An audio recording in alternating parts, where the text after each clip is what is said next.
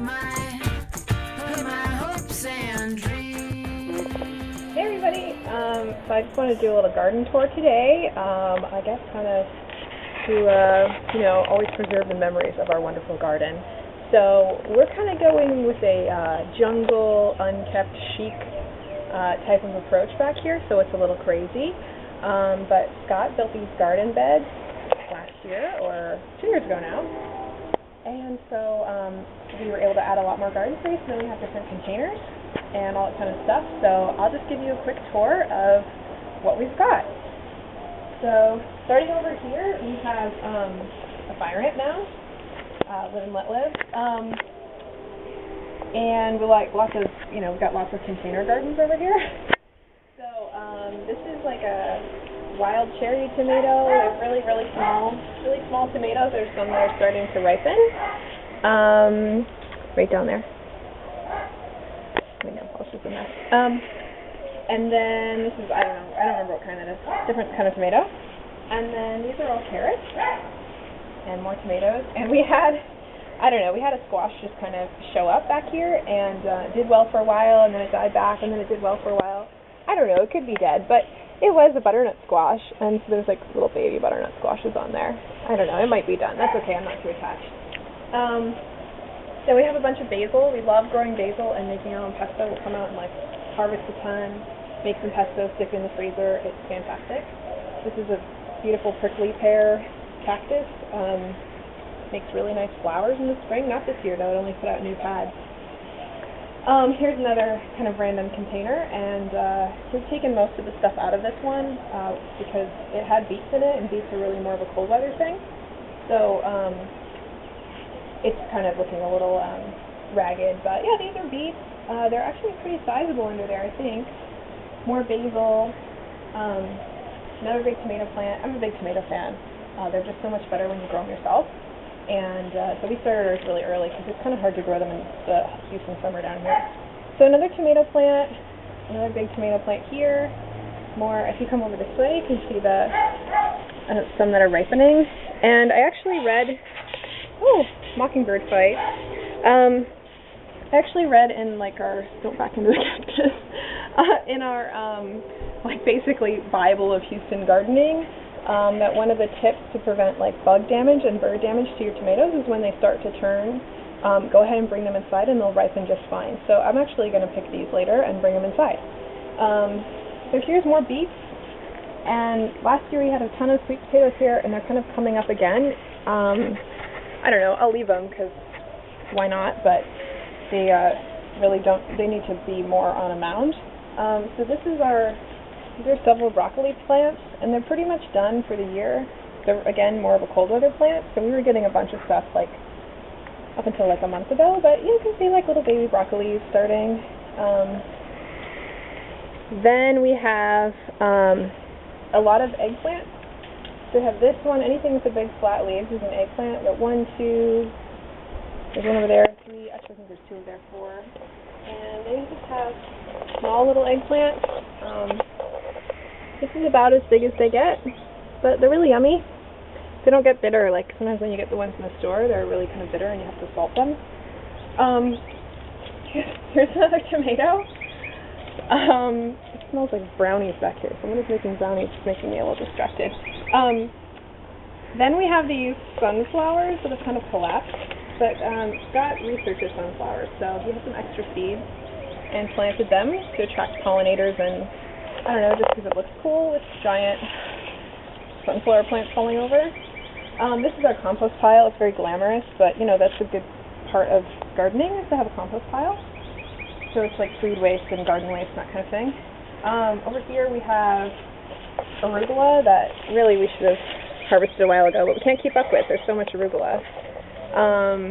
And I think some tomatoes that just kind of showed up, and carrots and parsley maybe, I'm not sure. Okay, we're kind of stuck, so we'll come back this way. I guess one thing that's kind of weird about our garden is it gets a lot of sun in the front, and it's really dark in the back, but it works well because some of these kind of cold weather plants do okay even into the summer in the back. So that's why the arugula is still doing all right. So if we come over to the second bed. These are just some wildflowers that we planted, or I don't know if they're wild, but whatever. We planted these to attract like pollinators, and we've had a ton of monarchs in the backyard this spring. It's really kind of nice.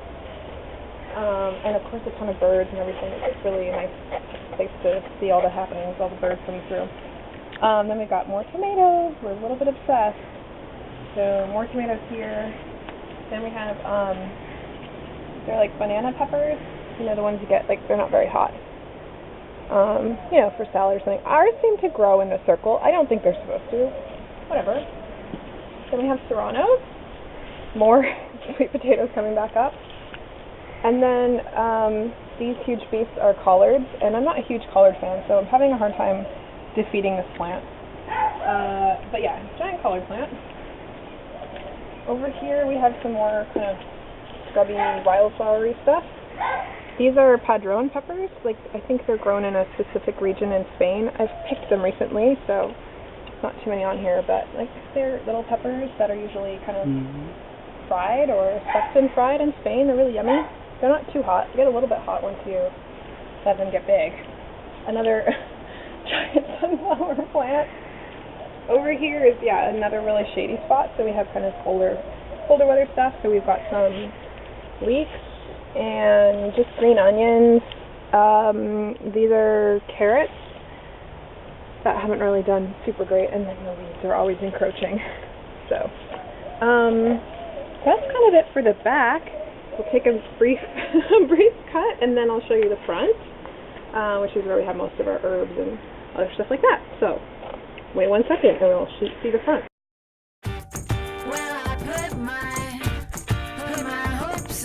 Hello again. So this is the front of the house. We're moving in a few weeks, so our landlord's been having people, like, you know, come by and look at the house, and someone came by and said they thought a crazy old man lived here, because it's a little crazy up front. Anyway, so Scott built this bed up here, and what we've done up here is it's obviously shaded by this huge oak tree, so it doesn't get a lot of sun until the afternoon, so it's kind of mostly cold weather stuff up here, and also more greens and stuff like that, things that aren't too flashy, because obviously people walk by. If we grew like our best tomatoes up here, maybe we wouldn't have any for ourselves. Anyway, I guess one thing I want to point out about these boxes that's really cool is that put these like little what would you call them? Like bracket things on here, so that we have PVC pipes that can kind of go over to the other side, and then it's almost like we have tarps. Then it's almost like a little greenhouse. So on the 1 or 2 nights a year, when it gets down to freezing, we can protect the plants with like a greenhouse kind of thing, which is really cool.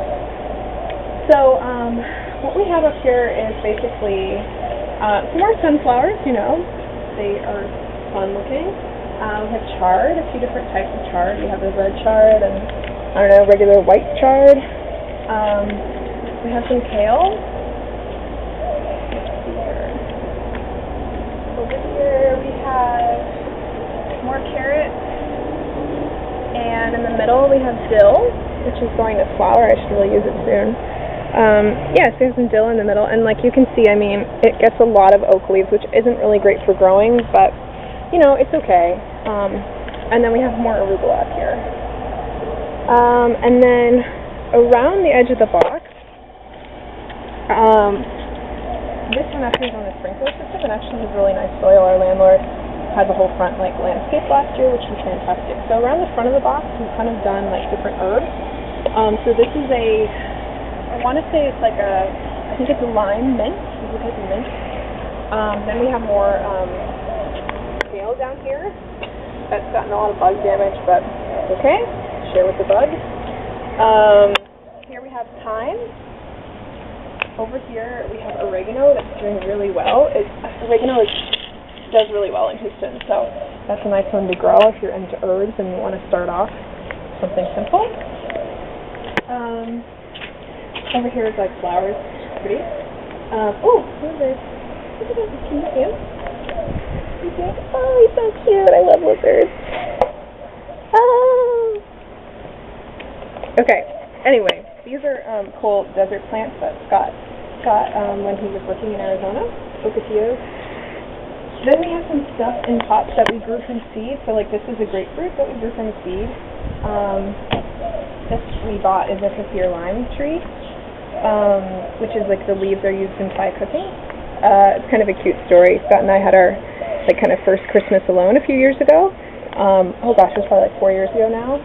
And we didn't want to buy like a Christmas tree. We didn't have any ornaments or anything, but I really, really wanted a kaffir lime tree. So we went to like all these different nurseries until we found a kaffir lime tree, and then we made a little popcorn garland and decorated our lime tree as our little Christmas tree. Adorable. Here we have aloe. Here's an avocado we grew from seed, and then more ocotillos, and then like a crazy viney whatever plant. And then down here we have more herbs. So we have parsley. We had cilantro, but it's pretty much done. I don't know. I'm horrible with cilantro. I just kill it all. Chives, sage that needs to be watered. This is just the chrysanthemums that we got as a housewarming present. Rosemary, which doesn't get enough sun, but that's fine. It's surviving. And then this huge thing is lemongrass. So it smells amazing. And it's actually kind of sharp, so be careful with it. Yeah, so that's it for the front. That's the whole garden tour.